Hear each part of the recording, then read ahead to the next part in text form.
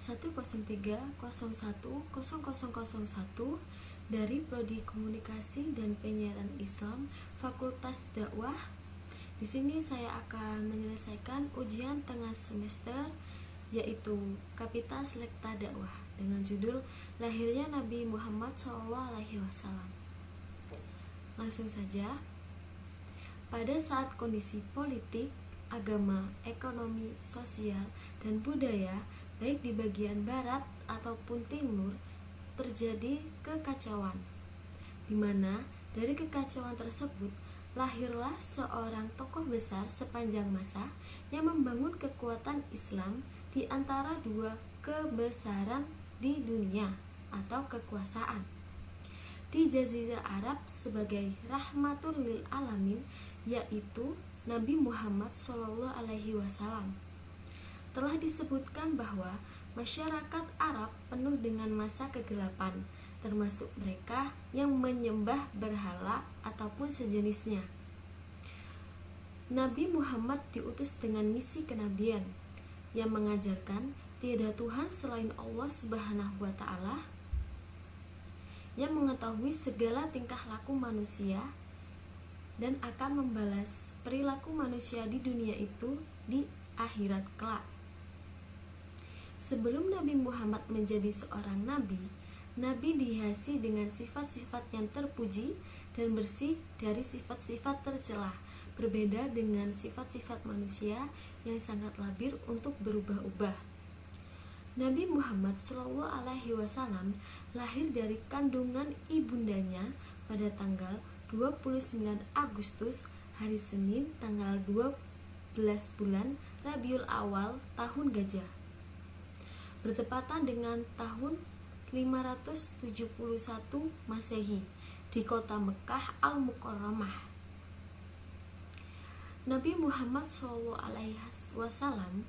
merupakan Muhammad bin Abdullah bin Abdul Muthalib bin Hashim Al-Quraisy Al-Arabi dari keturunan Ismail bin Ibrahim, kekasih Allah. Ibunya bernama Aminah binti Wahab dari kabilah Bani Zuhrah Al-Quraisyah. Nabi dilahirkan di Mekah dekat Masjid Haram yang dibangun oleh Ibrahim alaihissalam bersama anaknya Ismail alaihissalam dengan misi agar umat Islam dari segala penjuru mengunjunginya atau penjuru dunia menunaikan ibadah haji, menyembah Allah dan tidak mempersekutukannya dengan sedikit pun.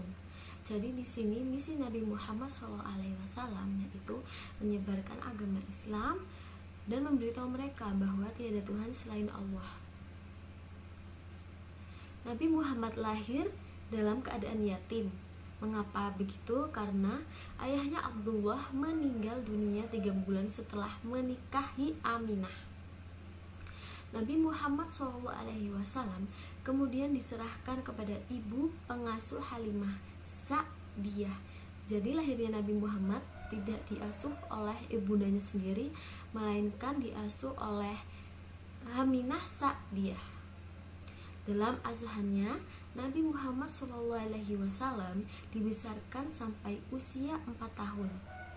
Dalam usia 4 tahun, setelah itu kurang lebih 2 tahun, dia berada dalam asuhan ibu kandungnya. Ketika berusia 6 tahun, dia menjadi anak yatim piatu. Seakan-akan Allah ingin melaksanakan sendiri pendidikan Nabi Muhammad SAW. Orang yang dipersiapkan untuk membawa risanya yang terakhir, yaitu oleh Nabi Muhammad SAW. Allah berfirman, "Bukankah Allah mendapatimu sebagai anak yatim? Lalu dia melindungimu dan Allah mendapatimu sebagai orang yang bingung, lalu dia memberimu petunjuk." Setelah Aminah meninggal atau ibunda dari Nabi Muhammad SAW, Abdul Muthalib mengambil alih tanggung jawab merawat Nabi Muhammad SAW. Namun 2 tahun kemudian Nabi Muhammad SAW ditinggalkan oleh pamannya, yaitu Abdul Muthalib, meninggal karena kerentaannya atau penyakit tua atau sudah tua. Tanggung jawab selanjutnya beralih kepada pamannya. Seperti juga Abdul Muthalib, dia sangat disegani dan dihormati orang Quraisy dan penduduk Mekah secara keseluruhan. Namun dia miskin atau tidak mempunyai harta sama sekali. Dalam usia muda Nabi Muhammad SAW bekerja sebagai pengembala kambing keluarganya dan kambing penduduk Mekah. Melalui kegiatan pengembalaan ini, dia menemukan tempat unik berpikir dan berenung.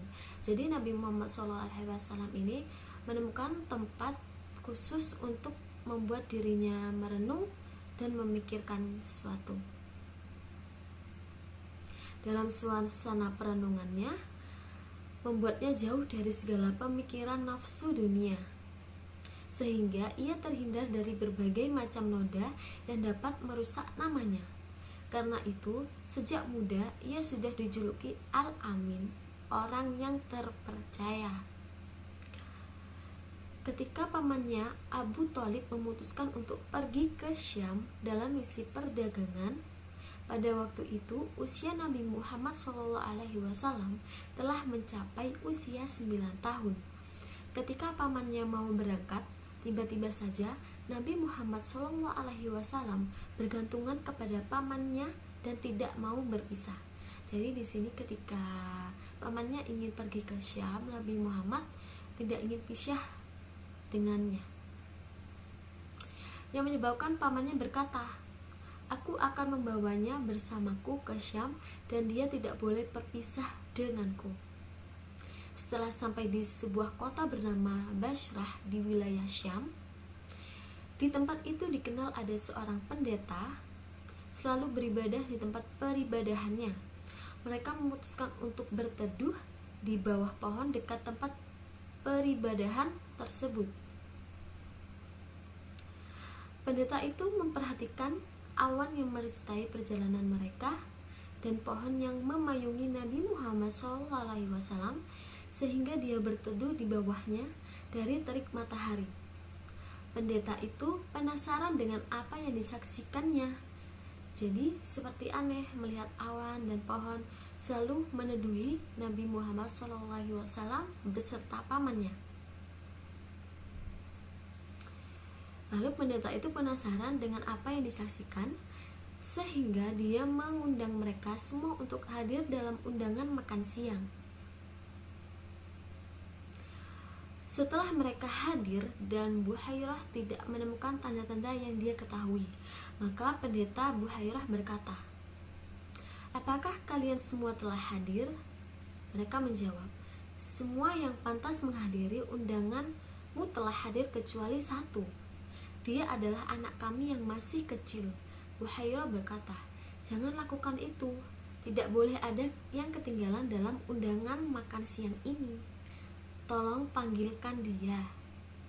Setelah Nabi Muhammad hadir, dia memperhatikan dengan sangat seksama, meneliti sesuatu dari badannya, yang pada akhirnya dia menemukan suatu ciri kenabian pada Nabi Muhammad SAW. Buhairah memperhatikan pundaknya dan menemukan setampel kenabian di atasnya sesuai dengan ciri-ciri yang selama ini dia ketahui.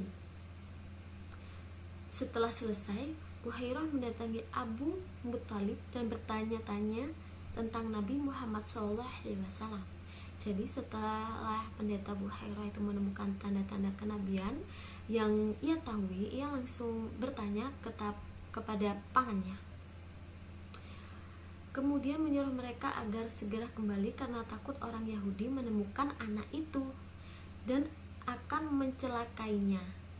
Pendeta itu pun berkata bahwa kelak keponakan Abu Thalib akan menjadi orang penting di negerinya.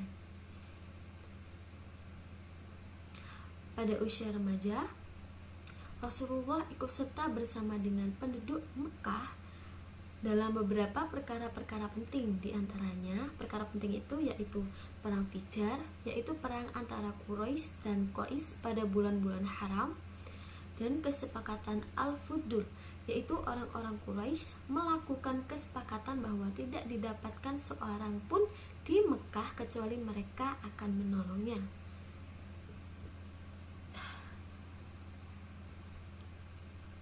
Ketika Nabi Muhammad berusia 25 tahun, Nabi berangkat ke Syam untuk melakukan perdagangan milik Khadijah.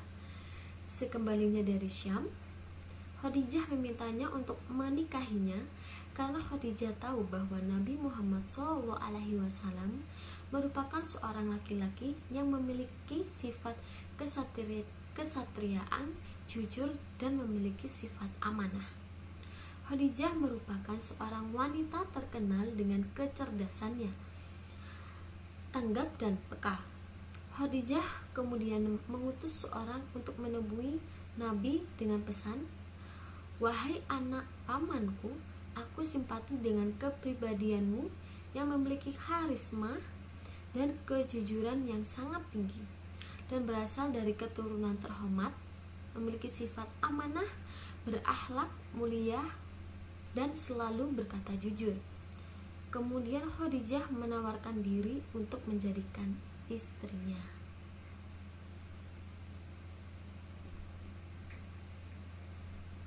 Lalu adanya masa kerasulan. Menjelang usianya yang ke-40, dia sudah terlalu bisa memisahkan diri dari pergaulan masyarakat. Pergaulan yang sangat tidak patut untuk dicontoh. Berkontemplasi ke Gua Hira bersama beberapa kilometer di utara Mekah. Di sana mula-mula berjam-jam, kemudian berhari-hari bertafakur. Pada tanggal 17 Ramadan tahun 611 Masehi, malaikat Jibril muncul di hadapannya menyampaikan wahyu Allah yang pertama, yaitu, "Bacalah dengan nama Tuhanmu yang telah menciptakanmu. Dia telah menciptakan manusia dari segumpalan darah. Bacalah, dan Tuhanmu itu maha mulia. Dia telah mengajarkan dengan kolam. Dia telah mengajarkan manusia apa yang tidak mereka ketahui." QS 96 ayat 1 hingga 5. Dengan turunannya wahyu pertama itu, berarti Nabi Muhammad telah menjadi nabi yang sesungguhnya.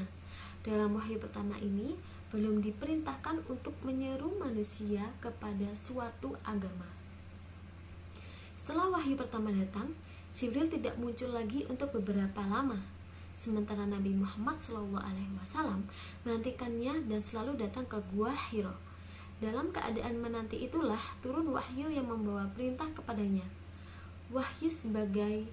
Wahyunya berbunyi sebagai berikut: "Hai orang yang berselimut, bangun dan beri, ingatlah, hendaklah engkau besarkan Tuhanmu dan bersihkanlah pakaianmu, tinggalkan perbuatan dosa, dan janganlah engkau memberi dengan maksud memperoleh balasan yang lebih banyak, dan untuk memenuhi perintah Tuhanmu, mohon bersabarlah."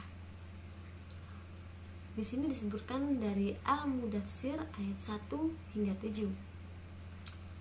Dengan turunnya perintah itu, mulailah Rasulullah berdakwah.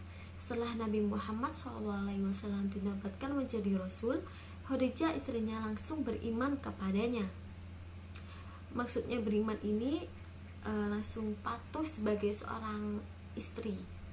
Dia mempercayai apa yang datang dari Allah Subhanahu wa Ta'ala, dan dia tercatat sebagai manusia pertama yang beriman kepada Allah dan Rasulnya. Selain itu, sebagaimana yang banyak diceritakan, Ali bin Abi Thalib adalah manusia pertama yang beriman kepadanya dari laki-laki. Usianya pada itu adalah 10 tahun dan dia tinggal di rumah Rasulullah. Kemudian disusul dengan masuk Islamnya Zaid bin Harithah, bekas budak Rasulullah. Kemudian disusul lagi oleh Abu Bakar yang mengumumkan keislamannya.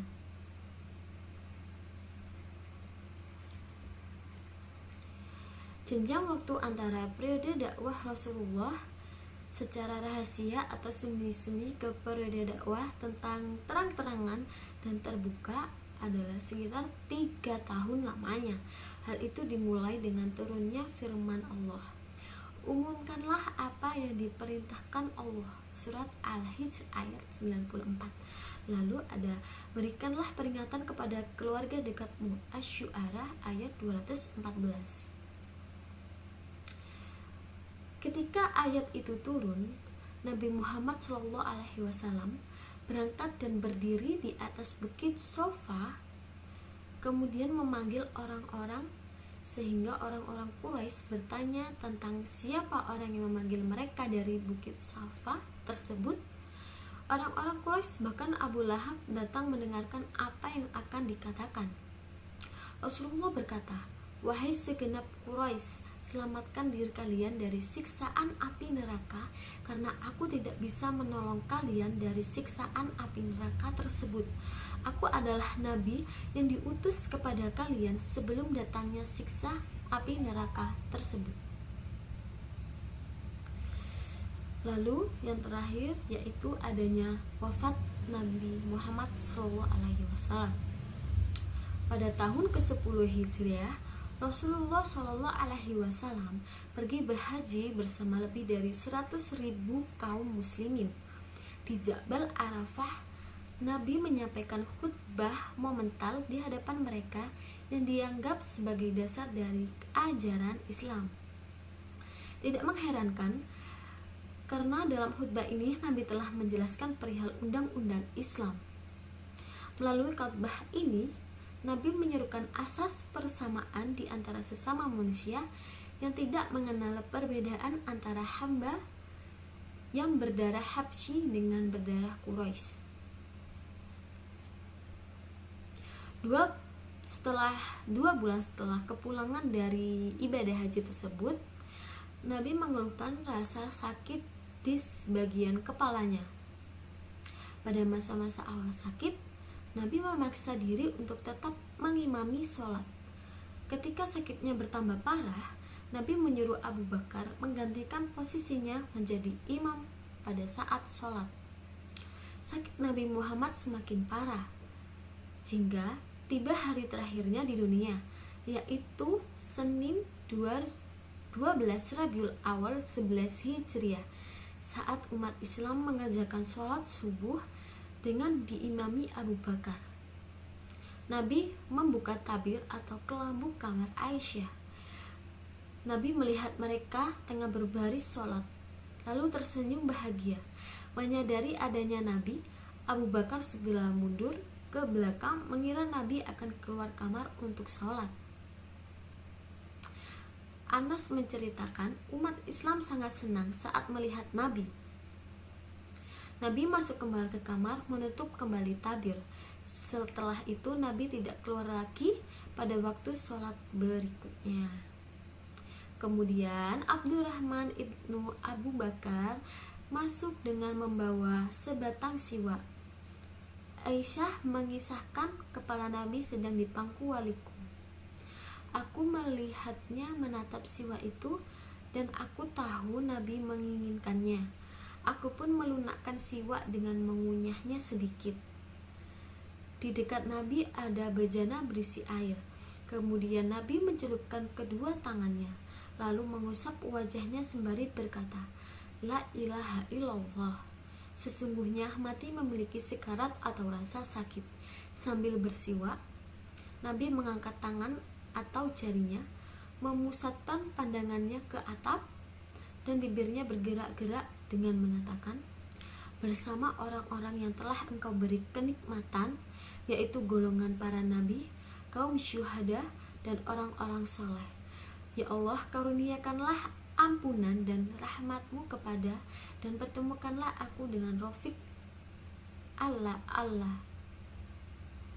Ya Allah, pertemukanlah aku dengan Rafiq al-A'la. Nabi mengulangi perkataan itu sebanyak 3 kali. Tangannya mulai lemas. Kemudian akhirnya Nabi benar-benar menjumpai Al-Ra'i Al-A'la, Innalillahi wa inna ilaihi raji'un. Segala sesuatu hanya milik Allah dan hanya kepadanya akan kembali.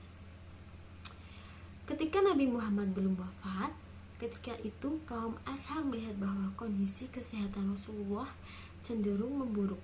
Mereka berkumpul di masjid melihat kejadian ini, lalu Fat bin Al-Abbas bin Ali bin Abi Thalib menyampaikan kepada Nabi.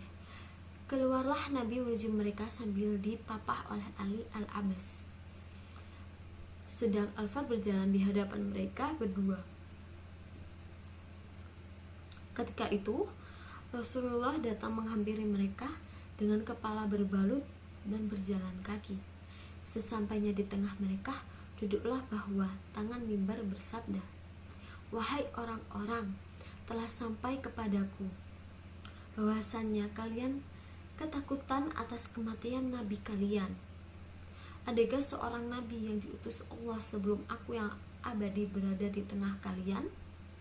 Ingatlah, sesungguhnya aku akan kembali kepada Tuhanku, dan kalian juga akan menyusul da'iku.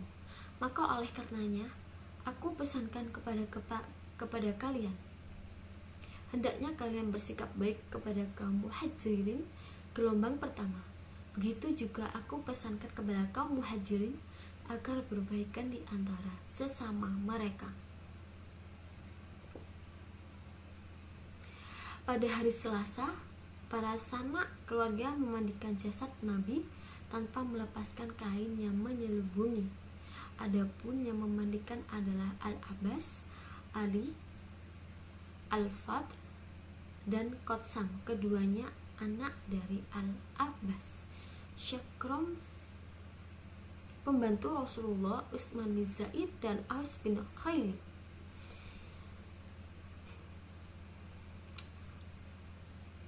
Ali membersihkannya dan Aus menekap jasad Nabi di dadanya.